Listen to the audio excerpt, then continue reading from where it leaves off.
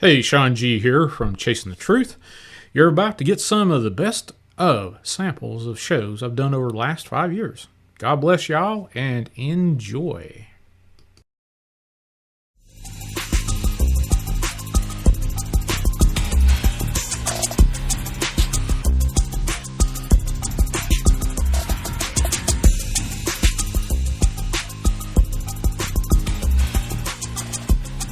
Welcome to Chasing the Truth. From the normal to the paranormal, I'm your host, Sean Graham. Hey folks, I need you to go over and join up with the Dark Waters Family Radio at iamdarkwaters.com. Join there and you can subscribe and get all of my podcast and future endeavors with the Dark Waters family. Also, with that subscription, you'll get Dark Waters and all of his narration and future and past endeavors into the paranormal entertainment realm. So go join iamdarkwaters.com and become part of the Dark Waters Radio family. So tonight, folks, what we're doing is a little bit different than my usual podcast. My podcast guest, I guess if you can even call it a podcast guest, started out as my usual pre-interview conversation. And after an hour of talking to this guest and author, I kind of realized, oh heck, I hadn't started the podcast yet. So tonight, my guest was Margery Phelps.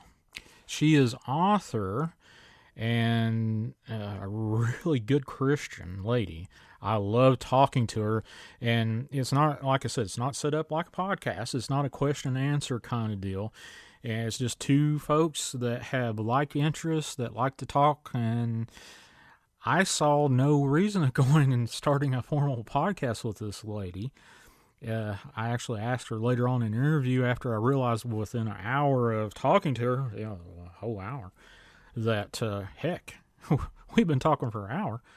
I got her permission to use some of the conversation that we had in that previous hour at that point, and you'll hear that. I'm going to cut out some of the personal stuff, so if you hear any weird radio edits or something like that, that's just me keeping some stuff private that don't need to hit the airwaves or anything like that. But we'll start out, she and I are talking about telling stories, and I'm going to tell a story that start out the program. It takes about 5 minutes or so hope you enjoy it. It's called Jacktail, but I'm going to just go ahead and leap you into the podcast or conversation between I and Margery Phelps. Now, before I start this off, go to margeryphelps.com. How to spell that is MargeryPhelps.com. And Margery is an author of many books. She's a children's author. One of her books is Mighty Me and the Rainbow Plate. Halos Glow. You don't have to be sick. Healthy eating is good medicine. And one of the things that got my attention was a couple of her books. One was At First Sight. You may have heard about it, not from the book itself, but actually the movie that was actually made of it. The movie is actually called At First Sight, along with the book's title. Val Kilmer played the role of her client, Cheryl Jennings, in the MGM adaptation of this true story. And it's available on Amazon. I'm pretty sure you can get that on Amazon Prime, too. So go over there to Amazon At First Sight, Margery Phelps, and look her up, and it'll point you right to that book and probably that movie, too. But one of the other things that I'm talking to her about is Finding Margaret, a case study for reincarnation, a true story by Margery Phelps. And that's one of the things that led me to talk to her. But like I said, this is more of a conversation, not an interview. It's just two friends chatting away. So I hope you enjoy it. And let's go ahead and leap right into it. Now, first off, it's me telling a story. But about 5 minutes into it, we'll start really talking about a lot of stuff. So enjoy. Last day of September, I did 2 hours with him and told scary stories for 2 hours with him.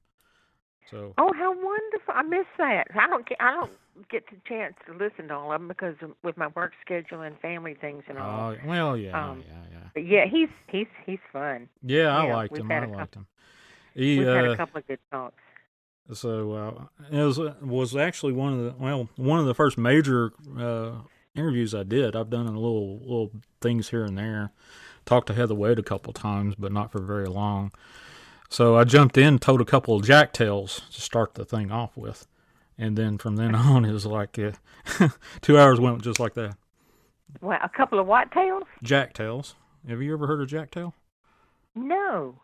Never? Oh my! No. Lord. What is jack tales? A jack tale is it's a form of oral storytelling. Okay. And it has roots back into the 1550s, back in the colonial days, and back come from Europe, Scotland, Germany, Irish, England, all that stuff. And it started out as Jack is the reluctant hero, and he may have a brother or two, Will and Tom, and he might have a mama, and there's a rare story they'll have a daddy or something like that. But either by just dumb plumb luck or, kind of whimsical planning, he becomes the hero of the tale.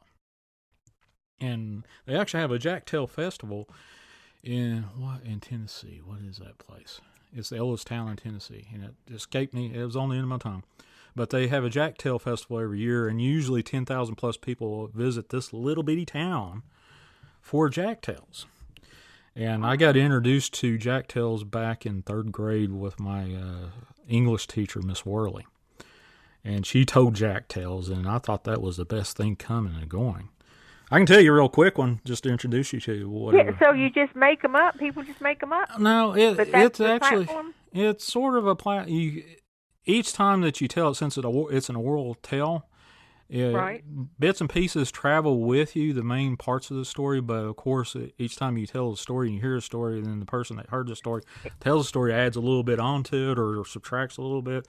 So it's unique, Correct. but there might be a moral to the story. There might not be. It might be a scary tale. It might be just a funny joke, or it takes a while for you to tell, kind of stuff. But I can tell you one if you want to, real quick. It'll take about sure, 5 minutes.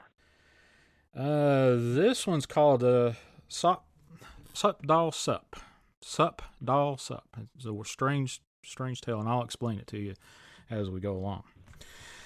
Well, old Jack, one day, he woke up and he just got out on his own from his mama's house. He's been out about 6 months or so, out from underneath his mom's everyday kind of oversight of his day-to-day activity, and he was becoming a young man. And one day he decided to go look for a little breakfast. Well, he opened up his cabinets. He couldn't find anything there. He opened up a pot and a couple of barrels. He went outside to his favorite apple tree, and there wasn't nothing there. He scratched his head, and he said, well, heck, it's been a good day or so since I last ate a little bit. But he figured, well, heck, I might have to work. And he never really cared to go out and do anything to look at work.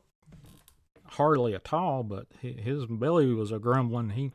He hated having that feeling a little bit worse than not working. So he grabbed his hat and he started off to town, walking.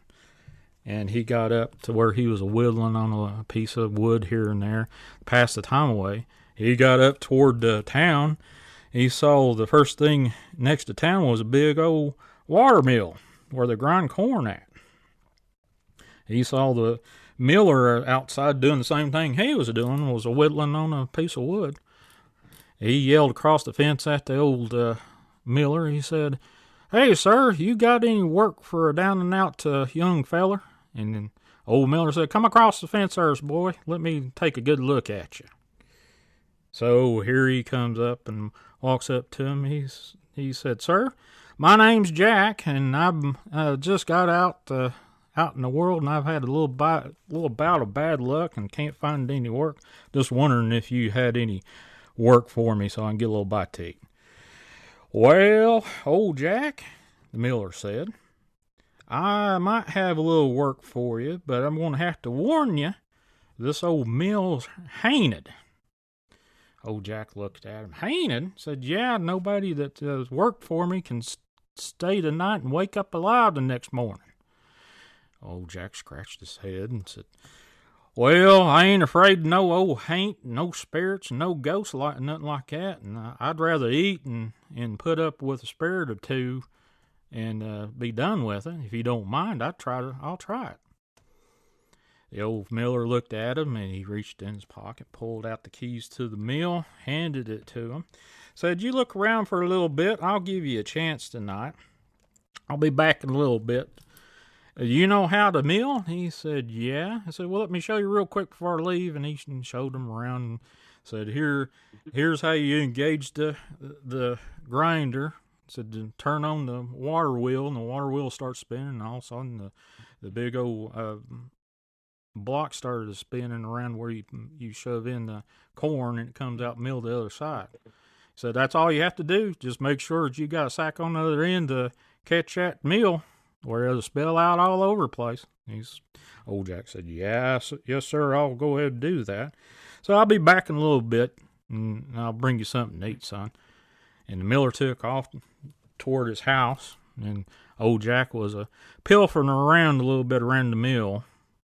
And then he heard somebody whistling, so he stuck his head out the mill doorway and saw this old man carrying this big old sack on his back.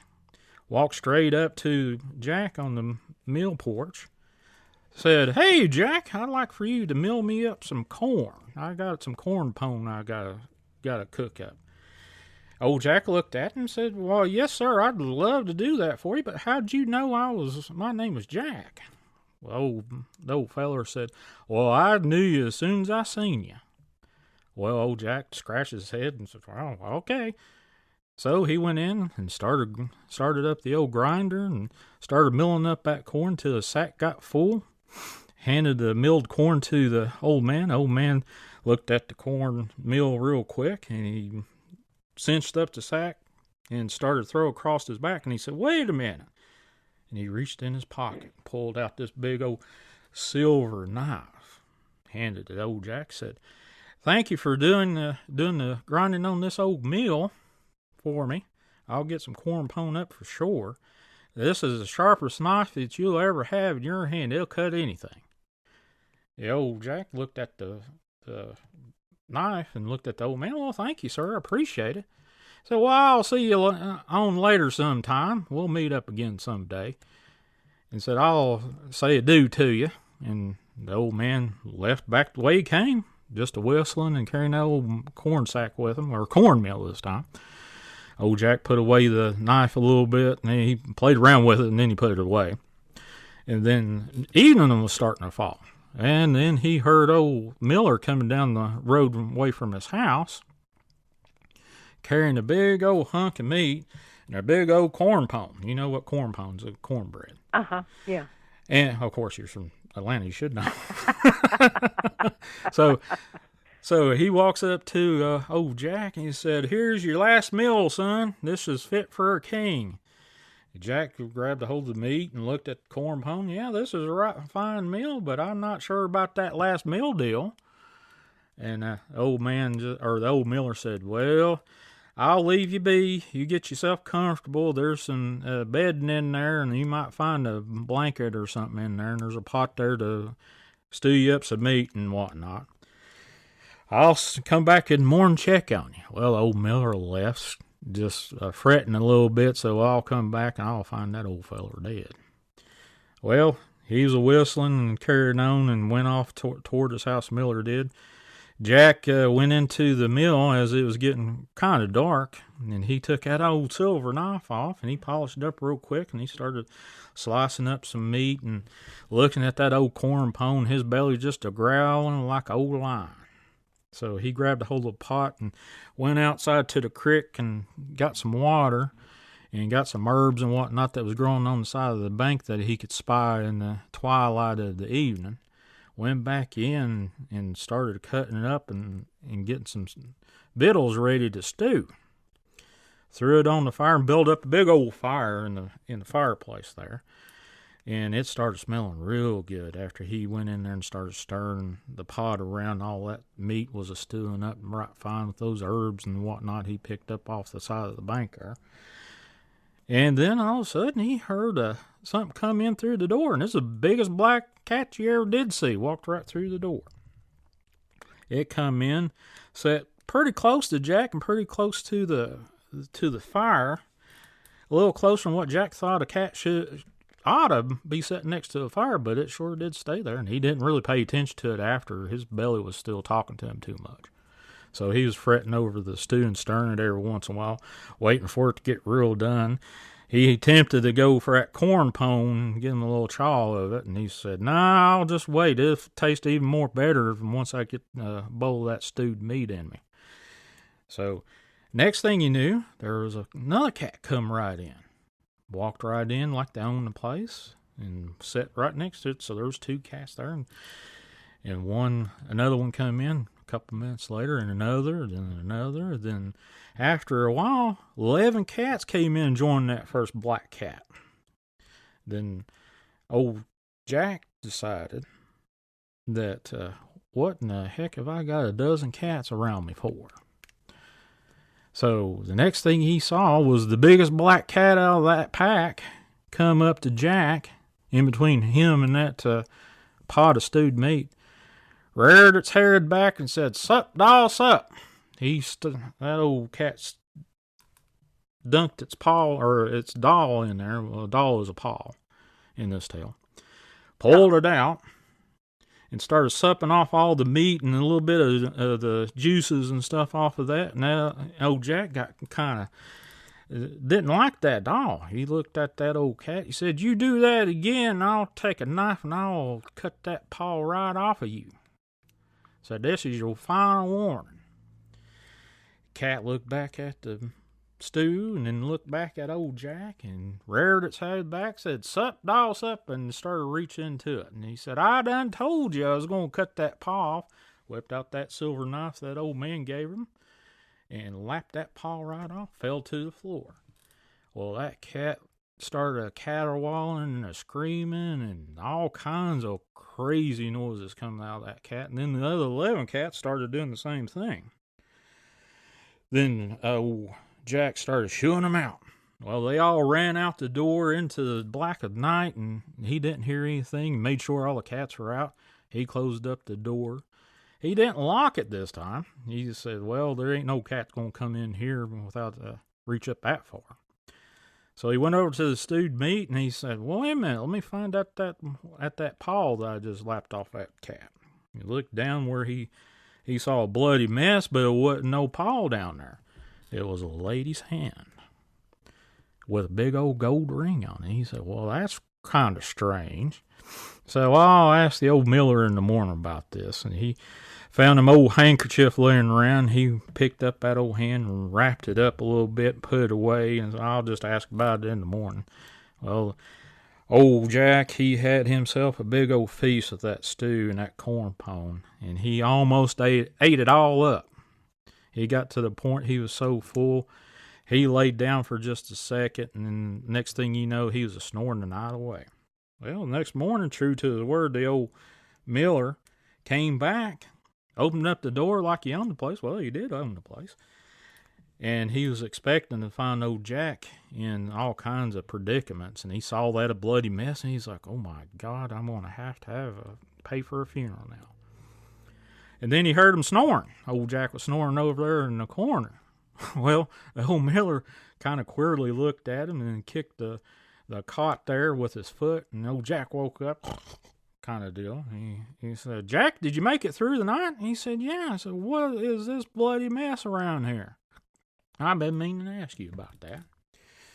Old Jack went over and found the wrapped up hand and unfolded the wrappings for the old miller and said, "Well, I told him the story about what happened the night before." And old miller looked at that hand and said, "I recognize that hand. I really know where that ring came from." Said, "Follow me, Jack." So he took off out of the mill, went up the road toward his house. Got up to the house. went through the front door, and Jack was in just falling on the heels of old Miller. Went upstairs to the bedroom, big old bedroom door. Opened her up, and that thing creaked open. And there laid his wife underneath the covers. And the covers all the way up to her neck. And, of course, old Miller went up to it, and apparently his wife was there just snoring away, too. And he kicked the bed, but a whole lot harder this time than he did old Jack's. Woke her up and said, "Wife, I need to see your hand." Yeah, well, she whipped out her right hand. Said, "Here it is. What do you want to see it about?" Said, "Not that hand, the other hand." Well, she hummed around and kind of refused, and old Miller said, I'm not putting up with this, wife."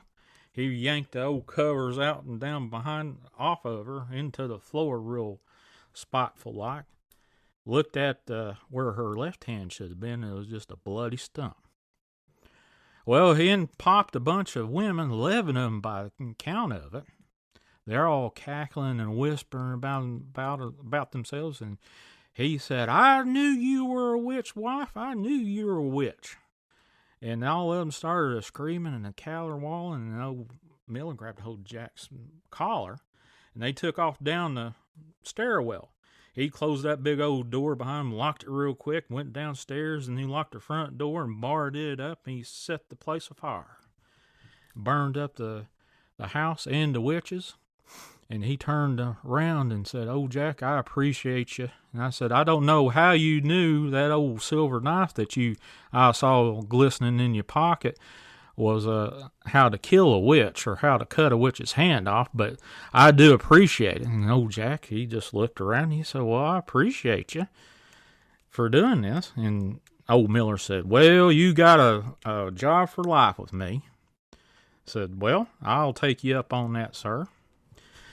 And after a while, old Jack had milled up a bunch of corn, put a little corn in his pocket, and he got a couple of beard whiskers on him. And he decided, well, I need to leave. And by that time, the old Miller had found him another wife. And this time wasn't a witch.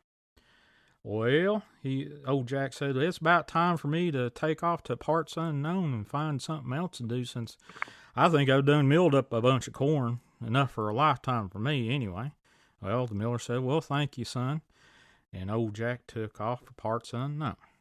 That's in the tale, but who do you think the old man was in the tale? Oh, who do I think the old man was? Yeah, I told you that these tales come from Germanic and English and whatnot tales. The old man was Odin, the All-Father.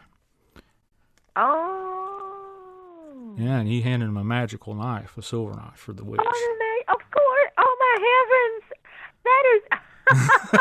Wow, what a story.